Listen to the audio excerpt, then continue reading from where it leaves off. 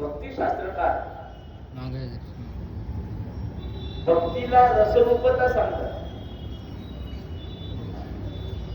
भक्ती रसस्वरूप आहे.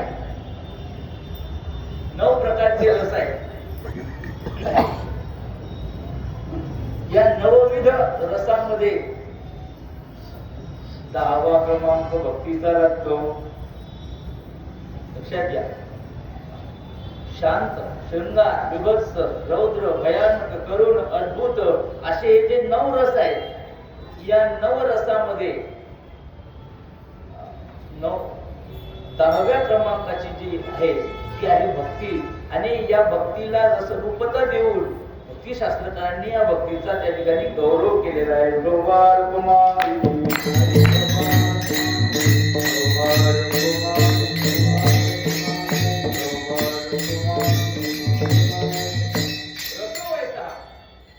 श्रुती सांगते रस स्वरूप असा जो परमात्मा आहे त्याची ज्याच्याने त्या भक्तीच्या योगाने प्राप्ती होते. म्हणून हिला भक्तीला रसरूपता प्रतिपादित केली आहे.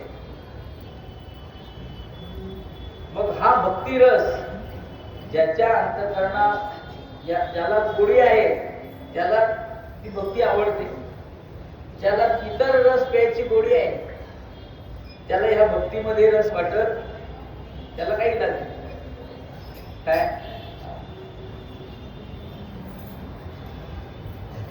ब्रह्मरस घेई काढा तेने पीडा वारेल. महाराज म्हणतात भक्तिरस ब्रह्मरस हे एकाच अर्थाचे शब्द आहे. हा ब्रह्मरस कशावर औषध आहे. काढा म्हणजे औषध. कशाचं औषध आहे. भवरोग संसार रोगाचं. भव नदी संसार रोग एकच. त्याचं औषध जर काही असेल तर ही भक्ती आहे. हा ब्रह्मरस आहे. मग हा काढा घ्यायचा आहे. तेने पीडा वारेल. लक्षात घ्या. कुठलंही औषध घ्यायचं असेल तर अगोदर त्याचं पथ्य सांगत असतात. नाहीतर खाणं चालू पथ्य पाळायचं नाही. औषध घेणं चालू फरक पडणार आहे. पथ्य नाम विठोबाचे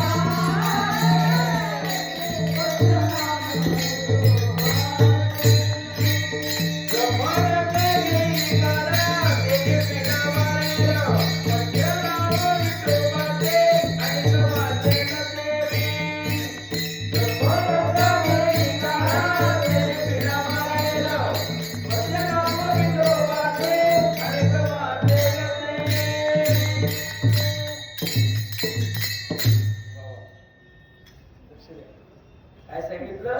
तेने पीडा वारेल. पीडा निवारण करायची, दुःख निवारण करायचं तर काढा घ्यावा लागेल. ब्रह्मरस घेई काढा तेने पीडा वारेल. अनेक वाचे न सेवी पथ्य नाम विठो. पथ्य काय आहे हो. पथ्य देवाचं नाव आहे. ते पद पाळावं लागते. पद पाळली नाही तर मग लोक जसं ते तसं. किती दिवस झाले पंढरीला येतो. काही फरक काऊन नाही. फरक का नाही. लिहिलं पथ्य नाम विठोबाचे अनेक वाचे न सेवी. वाचे अनेक न सेवी. सेवी म्हणजे नीट आहे का. सेवी म्हणजे खाणे. जिभेला 2 काम आहेत. सगळे इंद्रिये एक काम करतात. जीभ मात्र 2 कामं करते. काय म्हणतात अनेक वाचे, वाचा म्हणजे जीव, न सेवी म्हणजे काही खायचं नाही, काही प्यायचं नाही. कमाल आहे मला. ते आंघोळीच्या खोलीत एवढ्या शिशायला चपट्या. मी इथे कसं काय आलं या? बरं पहिल्या दिवशी नव्हत्या, पंढरीत येऊन कुठून आल्या? लक्षात घ्या. अनेक वाचे न सेवी, हा ब्रह्मरस प्यायचा का सोमरस प्यायचा? सोमरस देव लोक पितात, मोहाचा रस आपले लोक पितात. पण इथे सांगितलं ब्रह्मरस घेई काढा. किती सुंदर अभंग आहे आपला. गाथेमध्ये एवढा सुंदर अभंग लिहिला बाबांनी. भक्ती प्रेम सुख अनेका दुर्लभ हा अभंग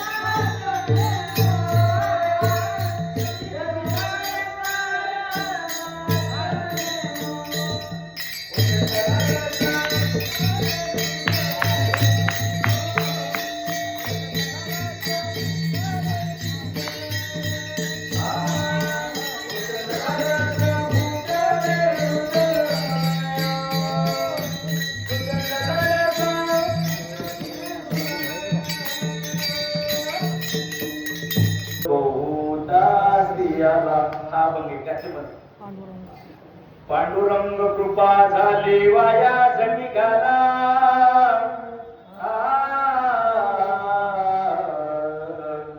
याहो याहो याहो याहो बाईयानो, मुले लेकुरे सांडू नका पतीची न्याहो.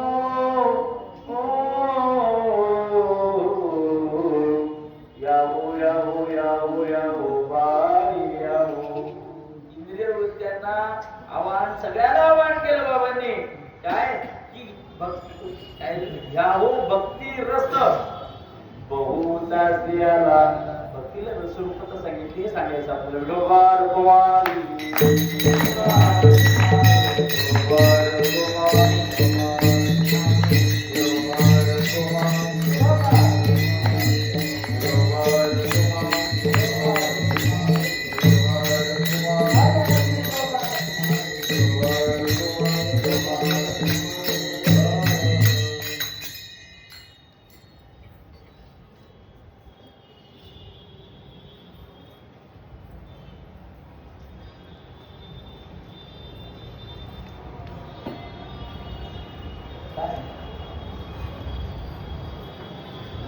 मास्तर गायब आहे. मास्तर आलं की सरळ राहतो तुम्ही. मास्तर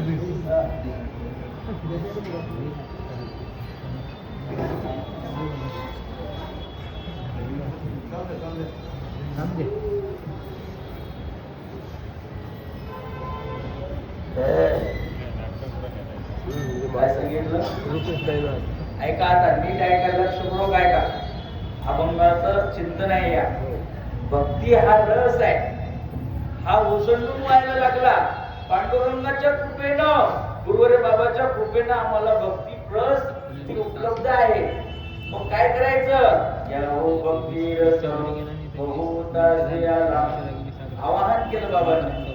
पुढे सांगतात त्याचा परिणाम भक्ती आणि भक्तीचं फळ सांगतात.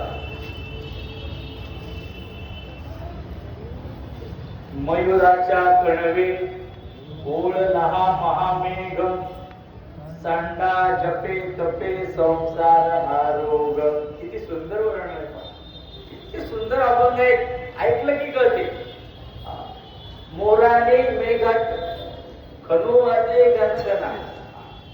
मेघ गर्जना करतो, इकडे मोर नाचतात आणि मग मोरासाठी पाऊस पडतो. नीट ऐका. मयुराच्या कडवे ओढला हा महामेघ. महामेघ म्हणजे मोठा ढग आला आणि तो आता बरसणार. ढग बरसणार आहे, वर्षाव करणार आहे. तुम्हाला त्याचं प्राशन करायचं आहे. सांडा बाकीच्या गोष्टी टाकून द्या, म्हणजे जप तप काही करू नका सांगितल्याप्रमाणे. मग भक्तीच्या जीवनाने तुम्हाला प्राप्ती होईल. भगवान म्हणे बहु प्रेमाचा सुकाळ सुटे जीव ग्रंथी नाशे अवघा मळ. किती सुंदर अभंग आहेत. बाबा म्हणतात या भक्तीच्या योगानं तुमच्या मनातला मळ निघून जाईल, जीवत्वाची ग्रंथी तुटून जाईल आणि तुम्ही शुद्ध अंतःकरणाचे व्हाल. हे भक्तीचं फळ आहे. गोपाल कुमार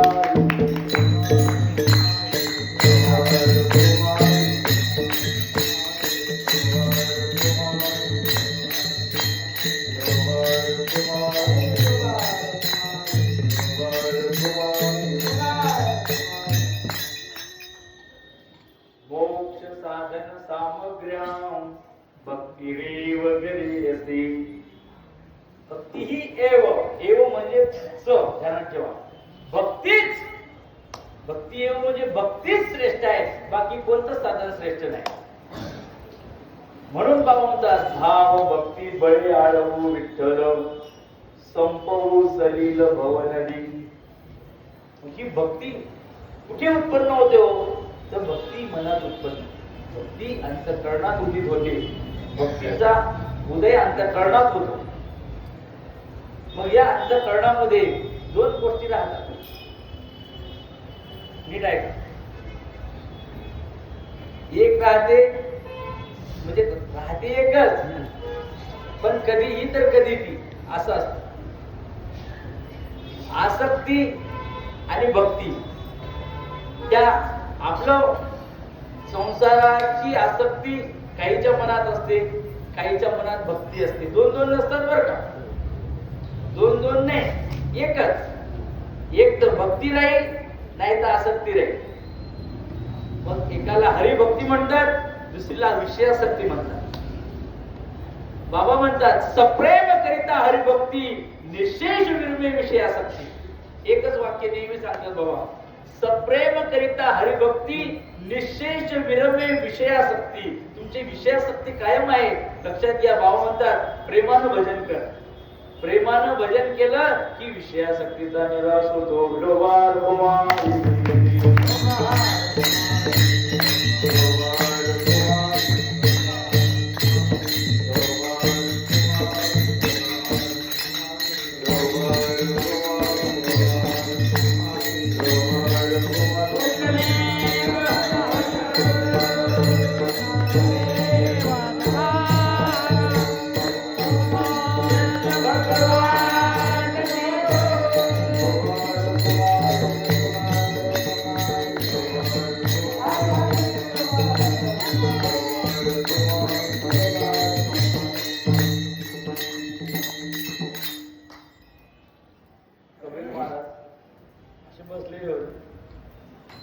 एक चिमणी अशी उडत उडत आली. चिमण्याने विचार केला की घरी पिल्ले, मग सुंदर तांदूळ वाळू घातले. मग तांदळाचा दाणा घेतला. चिमणीने तांदळाचा दाणा चोचीत घेतला. जाता जाता तिला पुढे तुरीची डाळ दिसली. वळा घेतली. म्हटलं बरं आहे वरण भात लेकरांना. मग ती तांदळाचा दाणा तोंडातच आणि डाळीचा दाणा घ्यायला गेली. डाळीचा दाणा घ्यायला गेली तर डाळ घेतली की तांदूळ पडायचा. नुसती डाळ काय करणार.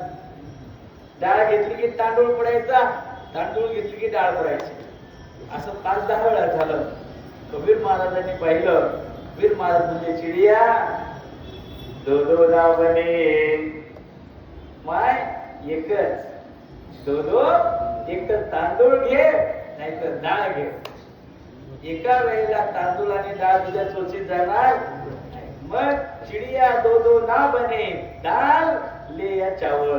याचा अर्थ असा आहे, मनामध्ये एका वेळेला संसार आणि भक्ती दोन विषयासक्ती आणि भक्ती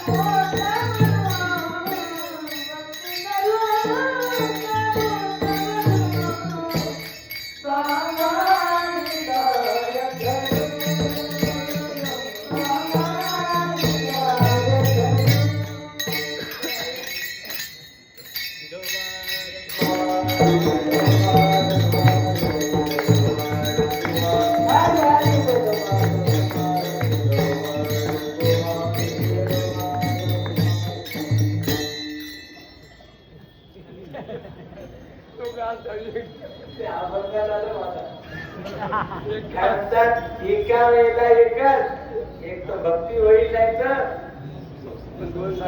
विषयासक्ती आणि भक्ती एका वेळेला अंतःकरणात राहू शकत नाही.